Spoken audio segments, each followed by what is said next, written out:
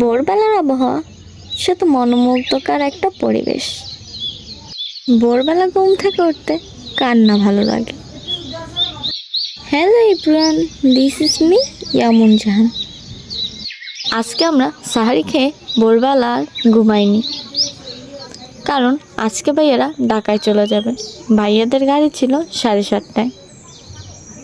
ভোরবেলা ঘুম থেকে উঠতে আমার খুবই ভালো লাগে, কিন্তু এখনকার দিনে ভোরবেলা যেন ঘুমই ভাঙে না।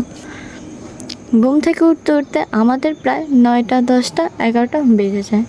কিন্তু আমরা কি কখনো ভোরবেলা ঘুম থেকে উঠে দেখেছি ভোরবেলার আবহাওয়াটা আসলে কেমন?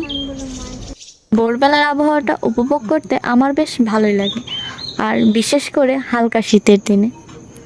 হালকা হালকা বাতাস থাকে, আশেপাশে কিচিরমিচির পাখির ডাক শোনা যায়। আমার সব মিলিয়ে ভোরবেলার আবহাওয়াটা খুবই ভালো লাগে। আর এটা হলো আমাদের ওহি, আমার ভাইয়ের মেয়ে। ওর সাথে প্রথম যেদিন আমাকে পরিচয় করিয়ে দেয়, সেদিন ভাইয়া ওর সাথে আমাকে এইভাবে পরিচয়টা করিয়েছিল যে এটা হলো তোর পিপি। আমি নাকি ওহির পিপি, আর ভাইয়া ওহির আব্বু, ভাবি হলো ওহির মা। আমরা ঘুম থেকে ওঠার আগেই ওহি আমাদের আগে ঘুম থেকে উঠে পড়ল।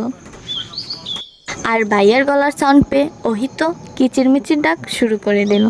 ভাইয়াকে পেয়ে যেন ওহি মহা খুশি। ওহি হলো আমার ভাইয়ের মেয়ে, আমার বাইজি। আর এটা হলো লজ্জাপতি ফুল গাছ। এই গাছের পাতাগুলো হাত দিয়ে টাচ করলেই বন্ধ হয়ে যায়, লজ্জা পায়। তাই এই গাছের নাম হলো লজ্জাপতি ফুল গাছ। দেখেন, এগুলো আমি হাত দিয়ে টাচ করার সাথে সাথেই সবগুলো পাতা বন্ধ হয়ে যাচ্ছে। আর এই গাছগুলো হলো আমার চাচাতো বোনের। এই গাছের অল্প একটু ডাল লাগালেই আপনার গাছ হয়ে যাবে। তবে এই গাছগুলোতে অনেক বেশি জঙ্গল হয়। আপনি যেই জায়গাটায় এই গাছগুলো লাগাবেন, ওই জায়গাটা পুরো ছড়িয়ে যাবে এই গাছের পাতা দিয়ে। এই লজ্জাপতি গাছগুলোতে ছোট ছোট ফুলও ফোটে, গোলাপি এবং সাদা। তবে এটা ছিল গোলাপি কালার ফুলের গাছ। এদিকে আবার অপরাজিতা ফুল গাছও আছে।